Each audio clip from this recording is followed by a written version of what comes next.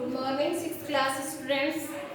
देखिए बेटा, हम लोग आपका पाठ पढ़ रहे थे, पाठ 3 नादान दोस्त। इनके जो लेखक हैं वो कौन थे? प्रेमचंद। इनका जन्म 1880 और मृत्यु 1936 ईस्वी में हुई थी। देखिए, इस चैप्टर में हम लोगों ने के बारे में पढ़ा था। उसमें पढ़ा था केशव और श्यामा दो क्या है, भाई बहन हैं। तो एक बार उनके घर के कॉर्निस पे, कॉर्निस का अर्थ बताया है दीवार के सबसे ऊपरी भाग का बाहरी निकला हुआ हिस्सा, या फिर इसको कमनी भी बोल सकते हैं, जो छज्जे की तरह एक घर का जो हिस्सा निकला होता है बाहर, उसके ऊपर चिड़िया ने एक बार क्या दे दिए, उनके घर में अंडे दे दिए थे। अब दोनों बच्चों को ना खाना याद ना पीना याद, वो उसी चिड़िया के पास जाके खड़े हो जाए कि चिड़िया ने कैसे अंडे दिए, बच्चे बाहर कब निकलेंगे, ये इनको दाना पानी कहाँ से खिलाती होगी। ये सारे 1.5 दिन में ही सारे दिन बच्चे खाना पीना तक भी भूल गए। दोपहर में जब उसकी मम्मी उन्हें लेकर सोई तो वो धीरे से सिकनी खोल के फिर बाहर निकल गए, फिर वहीं जाके देखने लग गए। फिर उनके मन में आया कि क्यों न हम इनके ऊपर धूप है तो वो थोड़ा सा छाया कर दें, इनको खाने के लिए कुछ चावल वगैरह डाल दिया और फिर आकर सो गए। ऐसे ही उनके पूरे चैप्टर में उन दोनों बच्चों के एक चिड़िया ने जो अंडे दिए उसके प्रति कि उनको क्या एक जिज्ञासा सी रही कि भाई अंडे कैसे दिए होंगे, अंडे कैसे होंगे, चिड़िया उन्हें कैसे सेएगी, बच्चे कब बाहर आएंगे। ये सारी दुविधाएं के बारे में बताया है जो कि आप लोगों के भी मन में चलती रहती हैं। तो आज हम इस चैप्टर को डिटेल से पढ़ेंगे। देखिए बेटा, केशव के घर पर कॉर्निस के सबसे ऊपरी भाग को चिड़िया ने क्या दिए? अंडे दिए। केशव और उसकी बहन श्यामा दोनों बड़े ध्यान से चिड़िया को आते जाते देखा करते थे। वहां अंडे दिए, घर में रोज चिड़िया एक दिन आते ही तो अंडे देती नहीं है, क्योंकि वहीं उसका घर बना रखा था उसने। तो जैसे ही चिड़िया रोज आती जाती, केशव और श्यामा उस चिड़िया को देखते रहते। सवेरे दोनों आंखें मलते कॉर्निस के सामने पहुंच जाते। सुबह जैसे ही उठते उनके दिमाग में वो चिड़िया वाली बात रहती, आंखें मलते हुए सीधे कॉर्निस पर के नीचे पहुंच जाते और चिड़ा और चिड़िया दोनों को वहां बैठा पाते, क्योंकि चिड़िया और चिड़ा दोनों ही वहां बैठे रहते कॉर्निस पे। उनको देखने में दोनों बच्चों को न मालूम क्या मजा मिलता, दोनों को पता नहीं क्या आनंद आता उन दोनों चिड़ा और चिड़ी को देखने में। दोनों बच्चे उठते ही वहां जाके खड़े हो जाते। दूध और जलेबी की सुध भी न रहती, उनको ये भी नहीं पता रहता सुध, ये याद ही नहीं रहता कि सुबह उठते ही कुछ नाश्ता भी लेना है, दूध जलेबी लेनी है, नहीं, बस चिड़ा और चिड़ी को ही देखने चले जाते। दोनों के दिल में तरह तरह के सवाल उठते। जैसे मैंने बताया था कि दोनों के दिलों में सवाल उठते कि क्या होगा, कैसे होगा, कब देगी अंडे, बाहर कैसे आएंगे बच्चे, यही सवाल उठते। बच्चों के पर कैसे निकलेंगे, दोनों सोचते। बच्चों के पर क्या होते हैं? पंख। तो दोनों केशव और श्यामा सोच रहे कि बच्चों के पंख कैसे लगेंगे, वो उड़ने के लिए कैसे आएंगे, घोंसला कैसा है। लेकिन इन बातों का जवाब देने वाला कोई नहीं था। बेचारे दोनों बच्चे, कोई भी उनकी बातों का जवाब देने वाला नहीं था। न अम्मा को घर के काम धंधों में से फुर्सत थी और न बाबूजी को पढ़ने लिखने से। अम्मा सारे दिन भर घर के काम में लगी रहती और बाबूजी पढ़ाई लिखाई का, अपने लिखने भी पढ़ने का जो भी काम था उसमें लगे रहते। बच्चों के सवालों के जवाब का किसी के पास भी समय नहीं था। दोनों बच्चे आपस में ही सवाल जवाब करते। श्यामा केशव से कर लेती और केशव श्यामा को जैसे तैसे करके बड़ा था, समझाता थोड़ा बहुत जैसा भी आता, और अपने आप ही दिल की तसल्ली कर लिया करते थे। तसल्ली करना, अपने दिल को दिलासा दे लेते थे कि हाँ ऐसा ही होगा, ऐसे ही अंडे देगी चिड़िया, ऐसे ही पंख आएंगे। तो दोनों आपस में अपने सवाल जवाबों की दिलासा कर लेते थे। श्यामा कहती, क्यों भैया बच्चे निकलकर फुर से उड़ जाएंगे? कहती कि क्यों भैया, क्या बच्चे उड़ कर फुर से उड़ जाएंगे क्या? लेकिन क्या कहता केशव विद्वानों जैसे गर्व से कहता, जैसे पता नहीं कितना ज्ञान हो, कितना नॉलेज हो उनको इन पक्षियों के बारे में। कहता, नहीं रे पगली, पहले पर निकलेंगे। कह रहा, नहीं नहीं ऐसे थोड़ी, पहले उनके पंख निकलेंगे, बगैर पैरों के कैसे उड़ेंगे। वो श्यामा को बताता, नहीं नहीं ऐसे नहीं, पहले उनके पंख आएंगे, बिना पैरों के कैसे चलेंगे वो।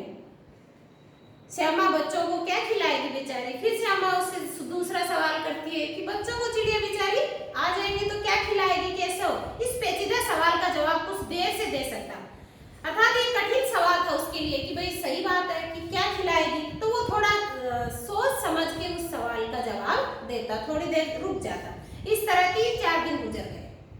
3-4 दिन चिड़िया को अंडे दिए हो गए और बच्चे रोज सुबह शाम वहां जाते और यही विचार विमर्श करते। ऐसे 3-4 दिन गुजर गए। दोनों बच्चों की जिज्ञासा, जानने की जो इच्छा थी, वो दिन प्रतिदिन बढ़ती गई। अंडों को देखने के लिए वे अधीर हो गए, अर्थात व्याकुल हो गए। अधीर का अर्थ लिखा नहीं, व्याकुल होता है, ये रहा। अधीर बेचैन हो गए कि अब क्या हो। उन्होंने अनुमान लगाया कि अब जरूर बच्चे निकल आए होंगे। 4 दिन हो गए, सोचने लग गए बच्चे कि अब तो जरूर अंडे निकल आए होंगे। बच्चों के चारे का सवाल अब उनके सामने आ खड़ा हुआ कि जो भी चारा भाई कैसे खिलाएगी, ये सवाल फिर उनके सामने कि बच्चे निकल आए होंगे, क्या खिलाएगी चिड़िया उन्हें।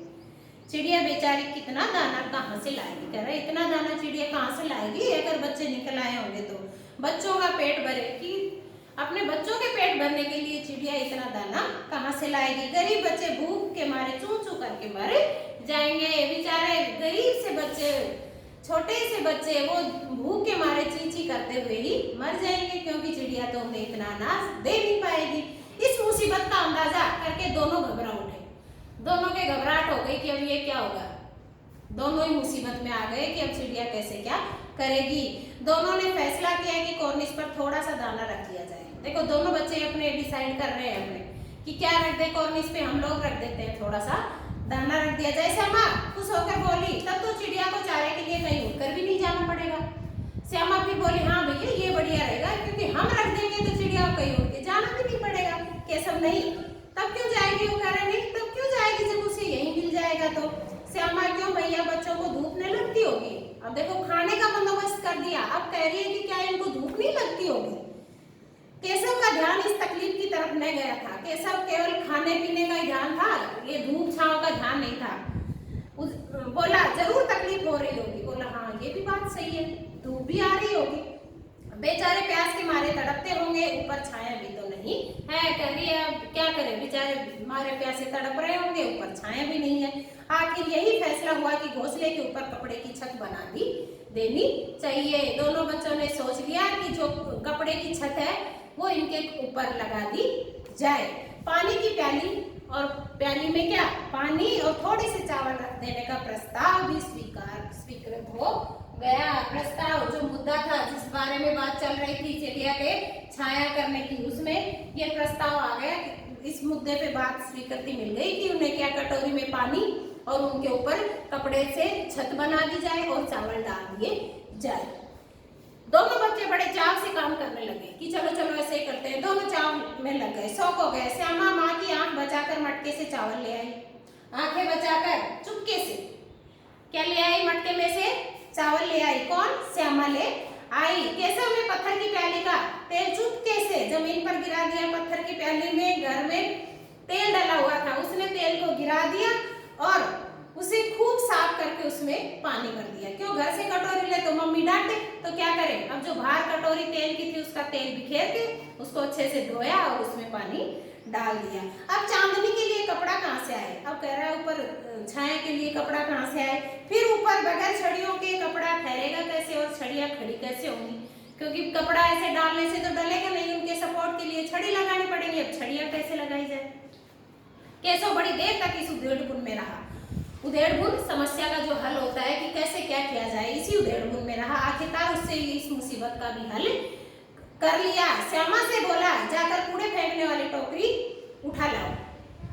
जब श्यामा जो कूड़ा फेंकती है ना मम्मी, वो वाली टोकरी उठा ला। अम्मा जी को मत दिखाना, क्योंकि अम्मा जी बैठी होगी, उसने अगर देख लिया तो वो लाने नहीं देगी, तो उसे मत दिखाना। श्यामा, वह तो बीच में फटी हुई है, उसमें से धूप नहीं जाएगी। कह रही है वो टोकरी तो बीच में फट रही है भैया, उसमें से धूप नहीं जाएगी। केशव ने झुंझला कर कहा, तू टोकरी तो ला।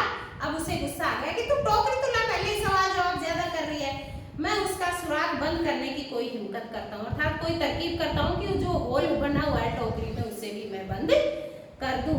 श्यामा दौड़कर टोकरी उठा लाई। केशव ने उसके सुराग में थोड़ा सा कागज ठूंस दिया। तब टोकरी एक टहनी से टिकाकर बोला, देख ऐसे ही घोंसले पर उसके आड़ लगा दूंगा। कह रहा है इस घोंसले पे इसकी ऐसे आड़ लगा दूंगा, तब धूप नहीं जाएगी। श्यामा ने दिल में सोचा भैया कितने चालाक हैं, कि देखो हर चीज की तरकीब भैया निकाल लिए, भैया कितने चालाक हैं। बेटा आज ये आपका एक पार्ट पढ़ा है हमने, कल नेक्स्ट पढ़ेंगे। आज आप लोगों को चैप्टर रीड करना है और ये शब्दार्थ करने हैं। धन्यवाद।